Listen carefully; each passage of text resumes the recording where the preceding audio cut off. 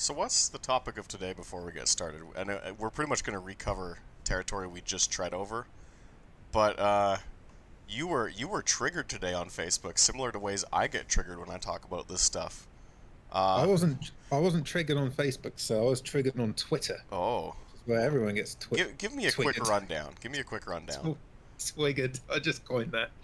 Um, so basically today it was announced that Cem Bolokbasi, might have butchered that pronunciation, but he apparently made it from F1 Esports into F2. Now, I'll preface this by saying so happy for the guy because that's huge. But yeah, him making it from F1 Esports into a real seat isn't what it appears to be on the surface. There's more underneath. Because if you go on his Instagram, you will see pictures from 2015 of him testing lower level formula, and he also, he was in karts at 6 years old, that kind of thing, and he ran a fair few karting championships.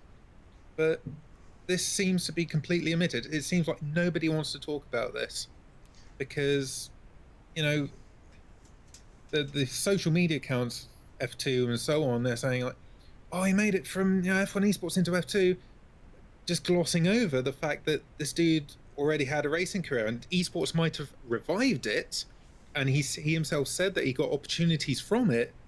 However, it's not the full story. His Yeah, dad's like fucking loaded, it's getting and weird where that a goes lot a long of way. a lot of devs and like social media accounts and like sponsors are trying to push this narrative that like people are getting recruited into real life rides through esports or like getting discovered through esports, and like it's not true at all. It's like they're just like aggressively pushing this because they're desperate to make sim racing seem bigger than it is. Now I've always considered sim racing to be just kind of like the virtual equivalent to like RC cars. And like RC cars are cool as fuck, don't get me wrong, Yeah, yeah, but yeah. like there's this push to somehow make it more legit. It's like little man syndrome. Like you know how NASCAR and a lot of auto racing series in America these last 20 years have like tried to jerk themselves off and try and say that auto racers are athletes, and then you know they'll go into like, look at this guy's heart rate during this race, he's an athlete. And it's like, shut the fuck up, he's a fat dude driving a race car. Like sim racing is now struggling with little man syndrome, similar to what real racing is, where they're trying to legitimize themselves. They really don't know how. So now they're just making up like blatantly weird falsehoods, similar to again what real racing did with, oh my god, our drivers are athletes. Look at his heart rate. Look how many calories he burned. Look how much They weight are he lost. athletes. Right? No, but you know what They I are mean, right? It's athletes. like that. They're very insecure about who Just because they you are. can't, just because you can't race for 4 hours in the blazing hot sunshine in a 100-degree cockpit without fucking passing out, you fatty. Yeah, I can't race for 20 minutes without needing a shit. But that's really beyond the I point. It's I this. remember you. I remember you texting me when you got home after a race in your Sportsman late model. There, my leg's so sore. It's weird, man. Like, it gets fucking hot in there, but, like, I don't sit there and try and, like, I don't feel so insecure that I need to compare myself to athletes to make myself feel better. Like, it's aggressive to drive, like, a high horsepower car. It really is. Yeah, But, I'm just ragging on you. yeah, but it's just like, man, like, I don't feel insecure enough where I need to start being like, well, I'm technically on the same level as a basketball player. And sim racing is starting to do that with, hey, this guy got recruited from sim racing into real racing. Because that F2 guy, this isn't the first time it's happened. It's happened with Jan Mardenborough, where he had like a karting career. And Hmm. I think he was in Formula Ford or like something to that equivalent. Maybe it was just karts, but he had a really good karting career before he won GT Academy and became a Nissan factory driver. And just nobody talked about that. It was just, oh my god, we Exactly. found this random kid living in a London flat who's amazing at Gran Turismo, and now he races for Nissan. And it's like, that is not what happened at all. And Uh, like, I would like to also say that I am no doubt that sim racers, if given the chance, would have the talent. I'm not saying that sim racers don't deserve chances, and I'm not saying that they're not good enough or anything like that. yeah. I'm taking issue with the reality of getting that chance because Chem didn't. Well, obviously he did work his way through esports, and he said he's got opportunities through esports. I'm not denying that, but you're gonna have little Timmy looking at that tweet, thinking, "I'm gonna drop out of school to, jump on the F1 game, pour my life into my sim rig because I'll get a real seat at the end of it." And to be fair, you do have Brendan Lee, who got a Formula 4 drive or a few tests or a couple of races or something. and he worked as a kitchen porter. No real racing experience. That's a genuine one, Brendan Lee. Yep. But Um, it's so rare. Like the yeah, stories we hear recently of, and there's 3 NASCAR drivers that always get mentioned in this discussion. Ty Majeski, a lot of people don't realize he was a karting phenom in Wisconsin, like a few years before iRacing was ever released. So like if yeah, iRacing came out in '08 or '09, by '06 he was like the Wisconsin state champion. So like he yeah, was going to make it into NASCAR regardless. The sim racing meant nothing. There's yeah. another one, Josh Berry. Everyone thinks Dale Jr. personally recruited him because of his iRacing skills, and it's just not true. In reality, he'd actually been racing Legends cars for several years at Nashville Fairgrounds. It's on his Wikipedia bio, and he just sort of moved to North Carolina for work. And over a Exactly. period of 12 to 14 years, saved up enough money and worked his way up through the company to be like, hey, like, you can start driving my late model, you can start running cars tour, that sort of thing. So it was basically like a natural friendship. And Dale was just like, hey, you've paid your dues at the company, you can go race, but no one really talks about that. It's all just, oh, Josh Berry was this amazing sim driver, and he made it into the real life Cup and Xfinity series. Another one too is William Byron, which really rubs me the wrong way, almost as much as this whole F2 thing has got you a bit booty blasted on Twitter. They did the same thing with William Byron. A lot of people don't realize, like especially the TV hosts that cover it, they say like, oh, he was discovered on a computer. William Byron was never an esports competitor. He was a random dude playing these games the same way like 100,000 other iRacers are just playing the games recreationally. He was never in like the Coke series. He was never running like big name invitational events. He was just a dude, and he happened to live in the same gated community as Jimmy Johnson because his Hmm. dad is a high up at what's called Liberty University, which is like a private Christian university, and he's in charge of like some sort of financial thing. Like Yeah.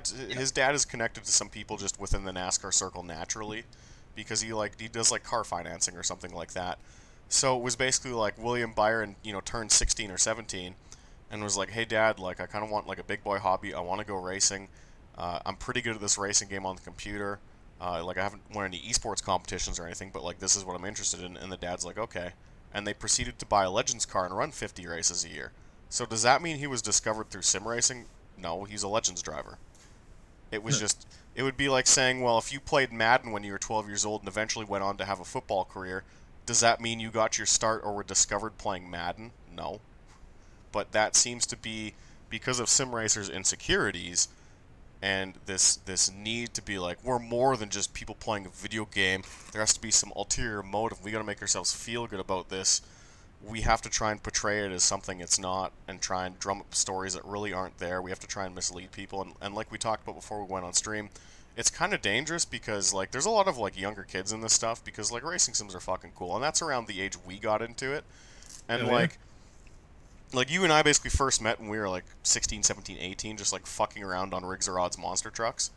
Hell yeah. And like there's kids like that getting into it every year.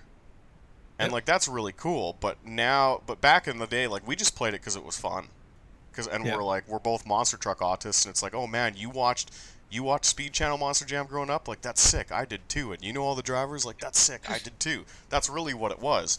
But Hmm. now it's like we have this narrative that like, hey, if you go like turbo autism on it and put a bunch of time into it, it's gonna result in these like massive opportunities, and you're gonna be an esports superstar, and you're gonna get a real life ride, and like kids aren't smart enough to kind of process that information and be like, this is a load of bullshit, and even the stories we just mentioned are bullshit.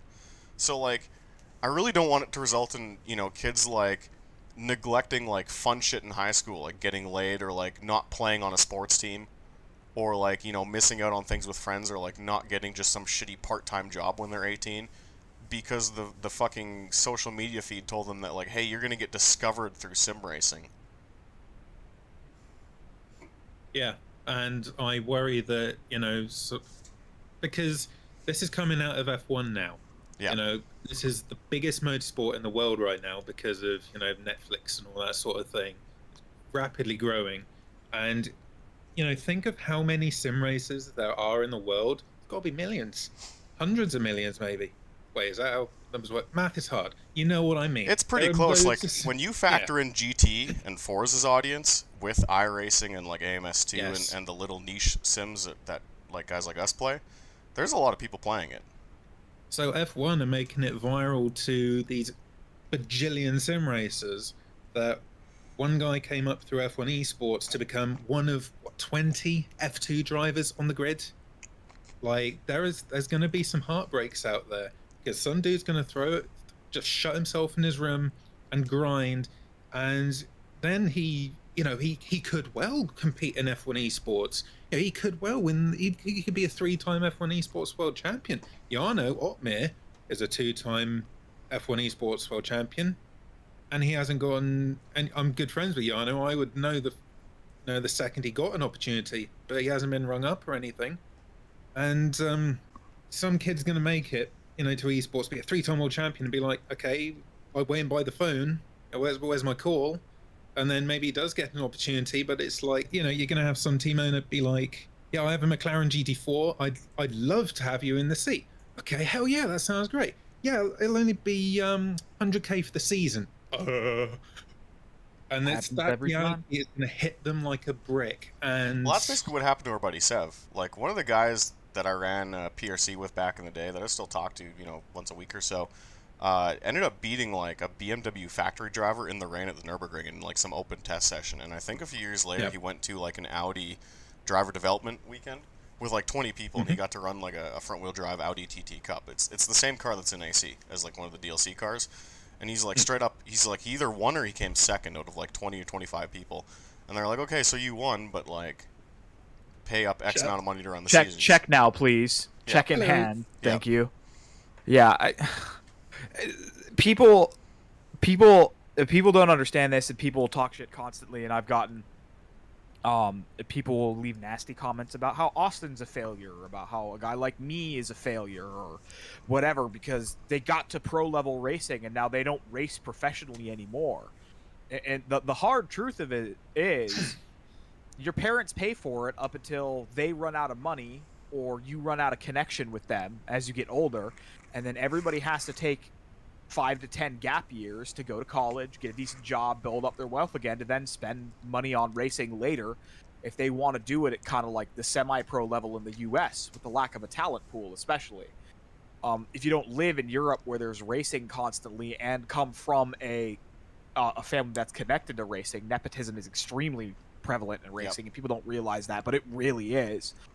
Or know somebody who owns a multi-million-dollar business, and then also have the talent, and then also use the sim racing as a training tool on top of being a rapidly fast real-world driver, you're not going to be a pro.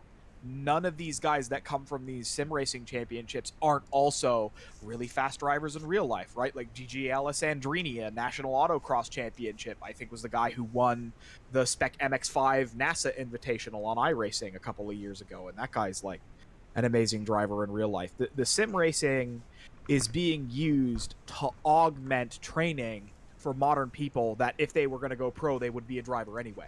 But you can win that competition, and then at the end of it, the racing team that they get you in contact with is still going to tell you to write a 6-figures check for a season at minimum, and still have liability for if you crash the car on top of it. Well, and that's kind of what Race Room, I think, is running into right now, because they're holding some competitions like that where it's like, hey, win a seat in this F4 car if you win like the leaderboard challenge. And I'm sitting there and I'm like, how are the logistics of this working out? Yeah. And then you think of world's fastest gamer as well, James Baldwin, hugely impressive debut performance in British GT, and it was looking set to continue, but then I guess world fastest gamer pulled the plug, because that's just how it is. Right? Like, yeah, it's like these companies like World's Fastest Gamer, they do like, yeah, we're gonna get sim racers into a real seat, and it's gonna be sick, and it's gonna be fucking dope and wicked. And then James does one season, blows the doors off of everyone, and like despite that performance, they're like, that was kind of expensive. Sorry, gotta go. It's all about money.